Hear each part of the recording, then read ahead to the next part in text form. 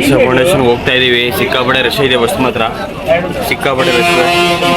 ಬರೋ ಬಸ್ಗಳೆಲ್ಲ ಆ ಕಡೆಗೆ ಓಡೋದು. ಇವತ್ತು ಮಹಾಶಿವರಾತ್ರಿ ಆಗಿರೋದ್ರಿಂದ ನೋಡಿ ನಿಮಗೆ ಈ ಕಡೆ ತೋರಿಸ್ತೀನಿ. ಬಸ್ಗಳೆಲ್ಲ ಪ್ರೈವೇಟ್ ಗೌರ್ಮೆಂಟ್ ಬಸ್ಗಳೆಲ್ಲ ಒಂದೇ ಕಡೆ ಓಡಿದ್ರೆ ಇವತ್ತು.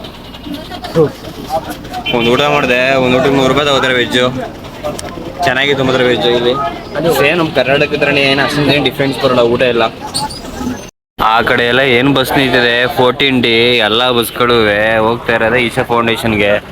ನಾವು ಸ್ವಲ್ಪ ಈ ಕಡೆ ಬಂದು ಹತ್ಕೊಂಡೆ ನೋಡಿ. ಪ್ರೈವೇಟ್ ಬಸ್ಸಸ್ ನೀಟಾಗಿದೆ ನೋಡಿ ಒಳಗಡೆ.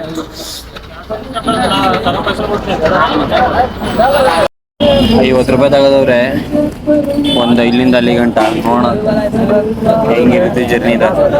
ರೋಡೆಲ್ಲ ಚೆನ್ನಾಗಿದೆ, ಚೆನ್ನಾಗಿ ಮೇಂಟೈನ್ ಮಾಡ್ತಾ ಇದ್ದಾರೆ, ಖುಷಿ ಆಗುತ್ತೆ. ಕ್ವಶನ್ ಏನಂದ್ರೆ ಇಲ್ಲೇ ಈ ಮಾಡ್ಕೊಂಬರೋ ಜನಗಳು ಅಲ್ಲಿ ಹೋದ್ಮೇಲೆ ಏನು ಕತೆ ಅಂತ. ಭಯಂಕರ ಜನಗಳು ಮಾತ್ರ.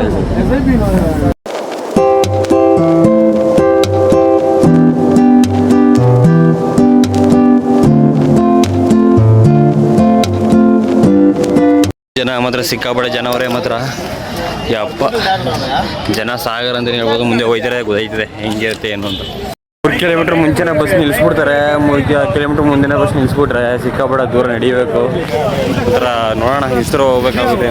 ಅಲ್ಲಿ ನೋಡಿ, ಅಲ್ಲಿ ಕರ್ನಾಟಕ ಫ್ಲಾಗ್ ಹೆಂಗ್ ಕಾಣಿಸ್ತಾ ಇದೆ ಅಂತ. ಇಷ್ಟು ಜನರ ಮಧ್ಯೆ ಕರ್ನಾಟಕ ಫ್ಲಾಗ್ ನೋಡೋದೇ ಒಂಥರ ಖುಷಿ. ಅದ್ರಲ್ಲೂ ನಮ್ ಕರ್ನಾಟಕದ ಕಡೆ ಹೋಯ್ತಾರೆ ಬೇರೆನೇ ಖುಷಿ. ನಮ್ಮ ಕರ್ನಾಟಕ ಫ್ಲಾಗ್ ಹಾಕ ಬಂದವ್ರೆ ನೋಡಿ, ಖುಷಿ ಆಗೋಯ್ತು ಮಾತ್ರ. ಕೊಯಮತ್ತೂರಲ್ಲಿ ರಿಜಿಸ್ಟ್ರೇಷನ್ ಇರುತ್ತೆ, ಒಂದು ಫ್ರೀ ಮತ್ತು ಒಂದು ಪೇಡು. ಫ್ರೀ ಅಂತಂದರೆ ಮಾಮೂಲಿ ಆ ಕಡೆಯಿಂದ ಹೋಗುವಂಥದ್ದು. ಈಗ ನಾನು ಪೇಡಲ್ಲಿ ಹೋಗೋಣ ಅಂತ ಹೋಗ್ತಾ ಇದ್ದೀನಿ. 500 ರೂಪಾಯಿ ರಿಜಿಸ್ಟ್ರೇಷನ್ ಅಂತ ಇರುತ್ತೆ ಅಂತ ಹೇಳ್ತಿದ್ದಾರೆ. ನೋಡೋಣ ಯಾವ ರೀತಿ ಇರುತ್ತೆ ಅಂತ. ಅದಕ್ಕೆ ಪೇಡಲ್ಲಿ ಹೋಗೋಣ ಅಂತ ಪೇಡಲ್ಲಿ ಹೋಗ್ತಾ ಇದ್ದೀನಿ ಫಸ್ಟ್ ಟೈಮು. ನೋಡೋಣ ಯಾವ ರೀತಿ ಇರುತ್ತೆ ಅಂತ. ಗುರು ನಾನು ನೋಡಿ ಶಾಕ್ ಆದೆ. ಇಷ್ಟು ಮಟ್ಟಕ್ಕಿರುತ್ತಾ ಪ್ರೈಸು ಅಂತ. 500, 1000, 2500, 5000, 10000, 25,000, 50,000 ಗಂಟನೂ ಇದೆ ನೋಡಿ ಪ್ರೈಸು. ಯಾವ ಮಟ್ಟಿಗಿದೆ ಅಪ್ಪ. ನಂಗೆ ನೋಡಿ ಶಾಕ್ ಆದೆ. ಇಷ್ಟು ಜನ ಬಂದಿದ್ದಾರೆ. ಒಬ್ಬೊಬ್ರು ಒಂದು 500, 1000 ಅಂತ ಕೊಟ್ಟರೆ ಎಷ್ಟೆಷ್ಟು ಆಗ್ಬೋದು. ಅಲ್ಲಿ ಸಿಂಧು ಅಂತಿದೆಯಲ್ಲ, ಅಲ್ಲಿ ಕುಂತ್ಕೋತೀನಿ ಅಂತಂದರೆ 50,000. ಒಂದೊಂದು ಕಡೆ ಒಂದೊಂದು. ನಾನಂತೂ 500 ರೂಪೀಸ್ ತೊಗೊಂಡಿದ್ದೆ ಕಾವೇರಿ ಅಂದ್ಕೊಂಡು. ನೋಡಿ ಎಷ್ಟು ಮಟ್ಟಿಗಿದೆ ಅಂತ. 500 ರೂಪಾಯಿ ಕೊಟ್ಟು ತಗೊಂಡೆ ಟಿಕೆಟ್ ತಗೊಂಡ್ಮೇಲೆ ಕೈ ಒಂದು ಟ್ಯಾಗ್ ಥರ ಕೊಟ್ಟರು. ಟ್ಯಾಗ್ ಕೊಟ್ಟಾದ್ಮೇಲೆ ನೋಡೋಣ ಬನ್ನಿ ಮುಂದೆ ಹೆಂಗೆ ಹೋಗೋದ ಅಂತ. ತುಂಬ ಚೆನ್ನಾಗಿದೆ ನೋಡೋಣ. 500 ಬೇರೆ ಕಡೆಯಿಂದ ಕರ್ಕೊ ಹೋಗ್ತಾ ಇದ್ದಾರೆ, ಮತ್ತು ಫ್ರೀನೇ ಬೇರೆ ಕಡೆ ಬಿಟ್ಟಿದ್ದಾರೆ. ನಾನು ಯೋಚನೆ ಏನು ಮಾಡಿದ್ದೀನಿ ಅಂದರೆ 500 ಕೊಟ್ಟಿದ್ದರಿಂದ ಸ್ವಲ್ಪ ನನ್ನ ಒಳಗಡೆ ಬಿಡ್ಬೋದು, ಮುಂದೆ ಬಿಡ್ಬೋದು ಅನ್ನೋ ಕಾರಣಕ್ಕೆ ನಾನು ಮುಂದೆ ಹೋಗ್ತಾ ಇದ್ದೀನಿ. ನೋಡೋಣ ಬನ್ನಿ.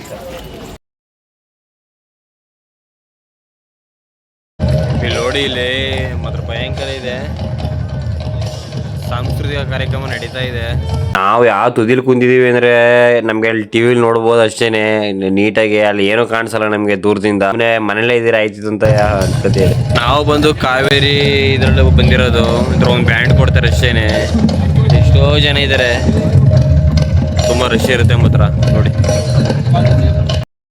ನೀವೇನಾದರೂ ಬಂದರೆ ಇಲ್ಲಿಗೆ ಹೆಂಗೆ ಬರಬೇಕಪ್ಪ ಅಂತಂದರೆ, ದಯವಿಟ್ಟು ಯಾರೂ 500 ರೂಪಾಯಿ ಆಗಲಿ 1000 ರೂಪಾಯಿದಾಗಲಿ 2500 ರೂಪಾಯಿ ತೊಗೋಬೇಡಿ. ತೊಗೊಂಡ್ರೆ ಪ್ರೈಸ್ ತೊಗೊಂಡು ಬನ್ನಿ. ಯಾಕೆಂದರೆ ಹತ್ತಿರ ನೀವು ಹೋಗಿ ನೋಡ್ಬೋದು. ದೂರದಿಂದ ಅಂದರೆ ಮನೇಲಿ ಯೂಟ್ಯೂಬಲ್ಲಿ ನೋಡ್ಕೊಳ್ಳೋದು ಬೆಸ್ಟ್ ಅಂದ್ಕೋತೀನಿ. ಯಾಕೆಂದರೆ ಇಲ್ಲೂ ಬಂದು ಕುಂತ್ಕೊಂಡು ಟಿ ವಿಯಲ್ಲೇ ನೋಡಬೇಕು ಅಂದರೆ ಒಂದು ಫೀಲ್ ಇರುತ್ತೆ ಅಷ್ಟೇ. ನೋಡಿ ಇಷ್ಟು ದೂರ ಬಂದು ನಾವು ಟಿ ವಿಯಲ್ಲೇ ನೋಡಬೇಕು. ನಮ್ಗೆ ಅಷ್ಟೇನು ಕಾಣಿಸೋದೇ ಇಲ್ಲ ಅಲ್ಲಿಂದ. ಅವ್ರು ಏನು ಕಾಣಿಸ್ತಾ ಇಲ್ಲ ನಮಗೆ. ಅಮೌಂಟು 500 ಸುಮ್ಮನೆ ಅಲ್ಲಿಂದ ಬಂದು ವೇಸ್ಟ್ ಅಂದ್ಕೊಂಡು ಬನ್ನಿ. ಫ್ರೀಯಾಗಿ ಅನ್ನ ಕೊಡ್ತಾರೆ ಅಂತ ಹೇಳಿದ್ದಾರೆ. ಮಹಾ ಅನ್ನದಾನಮ್ ಅಂತ. ಹೋಗಿ ಊಟ ಮಾಡ್ಕೊಬರೋಣ, ಹೆಂಗಿರುತ್ತೆ ಅನ್ನೋದು ನೋಡ್ಕೊಬರೋಣ. ಓಕೆನಾ. ಬಿಸಿಬೇಳೆ ಬಾತು ಮತ್ತು ಸಿಹಿ ಪೊಂಗಲ್ ಮಾಡಿಸಿದ್ರು. ಕೈ ತೊಳೆಯೋಕ್ಕಾಗಲಿ ಮತ್ತು ವಾಶ್ರೂಮ್ಸ್ ಆಗಲಿ ಎಲ್ಲ ನೀಟಾಗಿ ಚೆನ್ನಾಗಿ ಮೇಂಟೈನ್ ಮಾಡಿದ್ರು. ಅದೊಂದು ಖುಷಿ ಆಯಿತು. ಮತ್ತು ಒಳಗಡೆ ಎಲ್ಲ ನೋಡ್ತಾ ಇರ್ಬೋದು ಯಾವ ರೀತಿ ಇದೆ ಅಂತ. ಇಲ್ಲ ಕುಂತ್ಕೊಂಡು ಓಪನ್ ಏರಿಯಾದಲ್ಲೇ ಊಟ ಮಾಡೋ ಅಂಥದ್ದು. ಫ್ಯಾಮಿಲಿ ಜೊತೆ ಬಂದರೆ ಮಾತ್ರ ಒಳ್ಳೆ ಎಕ್ಸ್ಪೀರಿಯೆನ್ಸ್ ಅಂತ ಹೇಳ್ಬೋದು.